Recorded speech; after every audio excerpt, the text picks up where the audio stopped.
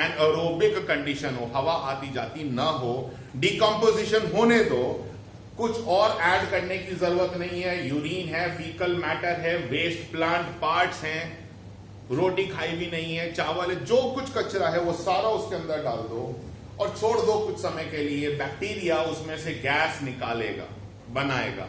उस गैस को हम ट्रैप करेंगे। पाइपलाइंस जैसे हमारे घरों में अभी चल रही है, वैसी पाइपलाइंस के थ्रू घरों तक पहुंचाया जा सकता है। Will be doing the same burning process just like the natural gas is doing, but now we are getting it from waste, कचरे में से निकल रहा है, और इस गैस को हम यूज करेंगे। तो फ्री ऑफ कॉस्ट गैस आ गई मेरे पास में। जो सॉलिड अभी भी बचा रह गया, गोबर, फीकल मैटर बचा रह गया, इसको निकालो और खेतों में यूज करो। It is that cow dung fertilizer, manure, and this manure is very good because it is going to not disturb the ecosystem of the soil. मिट्टी को खराब नहीं करेगा। मिट्टी में अगर तुमने जरूरत से ज्यादा भी डाल दिया तो भी खराब नहीं होगा। यह है मेरे बायोगैस की टोटल जिस्ट। तो मैं दो काम करता देख रहा हूं, वेस्ट को हटा रहा हूं, सफाई भी कर रहा हूं, मेरे लिए अपने लिए मीथेन का प्रोडक्शन कर रहा हूं जिसको मैं यूज करूंगा जलाने के लिए, either in the gas stoves और gensets for production of electricity, वो भी कर सकते हैं हम। और अल्टीमेटली जो वेस्ट सॉलिड बचा रह गया उसको निकालकर खेत में डाल देंगे। This is biogas. So useless agriculture material, molasses. When we talk about molasses, other day perhaps I was telling you how the sugar is produced. We take the sugar cane, we boil it. The sugar cane juice is boiled. उकाड़ा जाएगा। ये उकाड़ना इसलिए रहता है ताकि उसके अंदर में जितना भी वेस्ट है वो प्रेसिपिटेट करके ऊपर आ जाए, तो उबालते रहते। और ये जो कचरा बाहर आ रहा है ऑब्वियसली ये ब्लैकिश कलर का होगा, वेस्ट है ये शुगर केन जूस का। वही जूस जो तुम पीते हो, ये एक्सपेरिमेंट घर पे भी कर सकते हो। शेरडी का जूस ले आओ और उसको एक तपेले में रखकर in container start boiling, you are going to find that certain blackish substance will come on the top. The more you are going to boil, more thick it is going to become, गाढ़ा होता चला जाएगा और उतना सफेद भी होता रहेगा, टर्न्स व्हाइटिश, ट्रांसपेरेंट, क्योंकि उसके अंदर जितना कचरा ऊपर आ रहा है। बस इस कचरे को हमको स्किम कर देना, हटा देने का ऊपर में से। ये है मोलासिस। बहुत सारे काम किए जाते हैं इससे, मोलासिस से कई सारे केमिकल्स यूज किए जाते हैं। अल्कोहल फॉर्मेशन है, फर्मेंटेशन आता है तुम्हारे पास में, वो यूज करेंगे। बस उस मोलासिस को भी हम यूज कर लेते हैं यहां पर। Other vegetation, dung, human excreta, they are all used in biogas. So what we are doing, we are collecting all the waste together and going to convert into some useful thing. सब कचरे को हटाया और कुछ अच्छी चीजें बनानी सीख ली। Methane gas is released from these material, get decomposed, and this inflammable gas, precious fertilizer, is obtained, and this is how we are able to get rid of waste.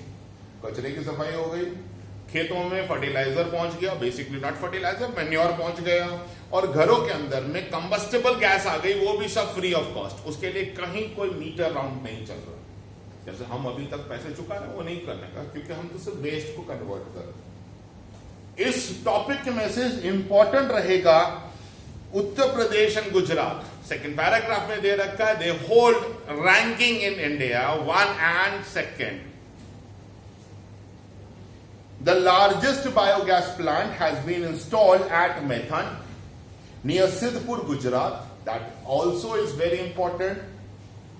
Other biogas plants in operational condition, that means they are producing gas as well as the biofertilizer, are located at Rudratal of Daskroi Taluka of Ahmedabad, Dantiwada in Banaskantha. Moreover, plants are used increasingly. And we are going for something which is called as the cooperatives. Cooperative का मतलब गांव का सारा waste एक ही जगह जमा करवा दो और वो से जो मीथेन निकल कर आ रही है, कंबस्टेबल गैस, वो हर एक घर तक पाइपलाइन के थ्रू पहुंचा दो। जो वेस्ट से मैन्योर बन रहा है वो सभी खेडूत भाइयों में बांट लो, फ्री ऑफ कॉस्ट, कोई खर्चा करने की जरूरत नहीं। तो ऐसे कोऑपरेटिव्स करने की कोशिश की गई। Coming in the next, in this line, we have got is geothermal energy. Geothermal energy, उन्हीं के बराबर में, if anyone had gone in those geyser, गर्म पानी आता है, considered good, healthy for the skin or something like this. How the water is getting warmed up? We have got is Indian oil gas pipeline going, and there it is burning, and because of which the water is getting a little warm and we take a bath. Exactly not. ऐसा नहीं है.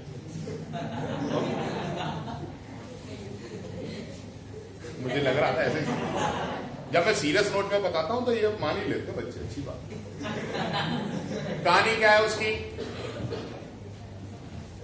I have got the earth surface and I have got is magma.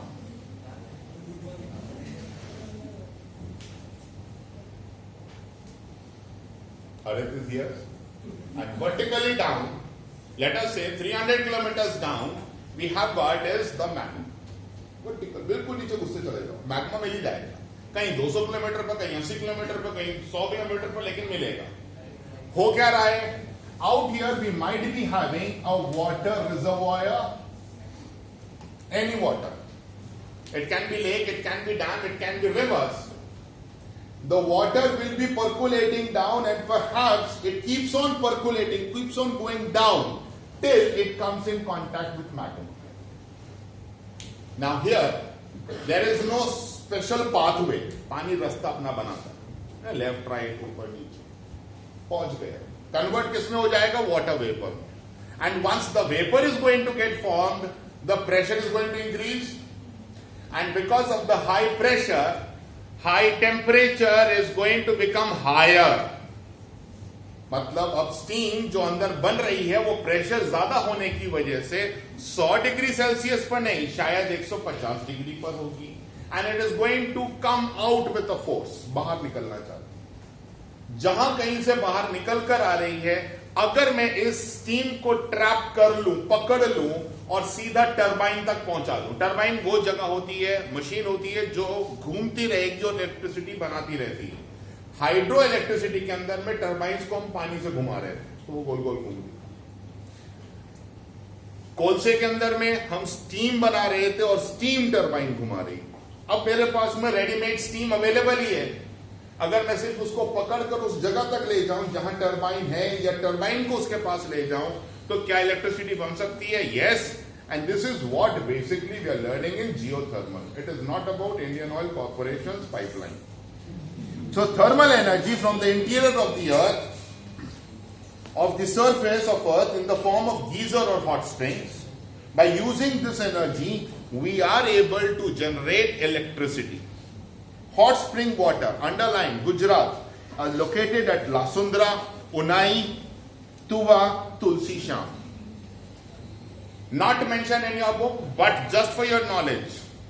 2 places in India where geothermal energy is produced. One is in Ladakh and the other one is Himachal. 2 जगह ऐसी हैं जहां पर हमने geothermal energy को trap किया है और इलेक्ट्रिसिटी बना रहे हैं. क्योंकि बुक में नहीं है इसलिए क्वेश्चन आने का तो मतलब ही नहीं, लेकिन जानकारी रखने में कोई प्रॉब्लम नहीं होती है. टाइडल एनर्जी, ये कैसी एनर्जी हुई? We are talking about a situation where I have got the tides forming. Tides बनती कैसे हैं? Gravitational pull of sun and moon both. Because of which, because of which the level of water of ocean seems to rise. What I'm going to do, I'm going to create something which is called as a dam, but on the sea coast. Dam में क्या किया था? We have constructed a wall and we have blocked the passage of river. जो river बह रही थी उसके सामने हमने एक हॉरिजॉन्टल ऑब्स्ट्रक्शन रखकर पानी जमा करवाया और उस पानी को फिर हम एक पाइपलाइन के थ्रू, एक पैसेज के थ्रू निकालते हैं. वो टरबाइन घुमा रहा है. yes? अब मेरे को पानी रिवर का नहीं मिल रहा है, मैंने समुद्र का पानी लिया. कैसे लेंगे हम? Let the wall be there. This wall will be this much high that whenever the tide is going to rise, the water should come and fill up on the backside. This is towards the land. And when there will be low tide, as the water is going to recede, we are going to let the water go through specific path. एक रास्ते में से जाने दें. ये रास्ते में से जो पानी चल रहा है, ये टर्बाइन को घुमाता रहेगा और मेरे लिए इलेक्ट्रिसिटी पैदा कर रहा है. पानी लाने के लिए भी कोई खर्चा नहीं करना, पानी भेजने के लिए भी कोई खर्चा नहीं करना, सिर्फ इलेक्ट्रिसिटी बना देनी है. लेकिन एक खास लोकेशन चाहिए जहां पर भरती आती हो. तो समुद्र के किनारे किनारे बहुत सारी ऐसी जगहें दिखाई देती हैं जहां पर हम ये इस तरह की इलेक्ट्रिसिटी प्रोड्यूस कर सकते हैं. और इस तरह की इलेक्ट्रिसिटी को हम बोलते हैं टाइडल एनर्जी, भरती से होने वाली. Process of tides and ebbs. Tides and ebbs, high tide, low tide, crest and trough. दो वर्ड हमने अलग भी पढ़े हुए, बिल्कुल वही चीज यहां पर सीख रहे हैं. Constantly in all ocean, due to gravitational force exerted by sun and moon, man utilized this power of water in generating electricity. Underlined for the very first time 1910, 1910 के अंदर में फ्रांस वो पहला देश था जिसने टाइडल एनर्जी का utilisation करके दुनिया को एक एक्सेप्शनल एग्जाम्पल दिया था. As India has a long coastline, it has the potential to generate such energy. Gujarat के केस के अंदर में there are two mentioned names out there. First one is gulf of Kutch and gulf of Khambhat, where these projects are working not on a very big scale but on a short note. Yes, we have started developing on it. Clear guys? Up till now any problem, any doubts? Move on to something called as mineral preservation. As we have talked about in the very starting, and not only in this chapter but other chapters also, जहां minerals हमने use किए थे word, economics के अंदर में भी देखा था, सस्टेनेबल डेवलपमेंट की बात की थी. तो हमारे सामने कंडीशन बिल्कुल सिंपल सी ऐसी है कि मेरे पास मिनरल एक लिमिटेड स्टॉक में ही अवेलेबल हैं. अगर इसको मैंने कंजर्व, प्रिजर्व, बचाकर नहीं रखा तो आने वाले समय के अंदर में it is bound to come to an end. Then perhaps, एक स्टेटमेंट मैंने पहले भी तुमको शायद बताया था, that whatever we are getting from the nature we have not got it from our forefathers. Ancestor से नहीं मिला, वारसे में नहीं आया. We have borrowed it from our children. एक स्टेटमेंट है, this is the statement very frequently use given by Gandhi ji. The resources we haven't got from our forefathers, we have borrowed it from our children. And when you have got anything borrowed, responsibility क्या होती है? जैसा लिया था वैसा वापस कर दो.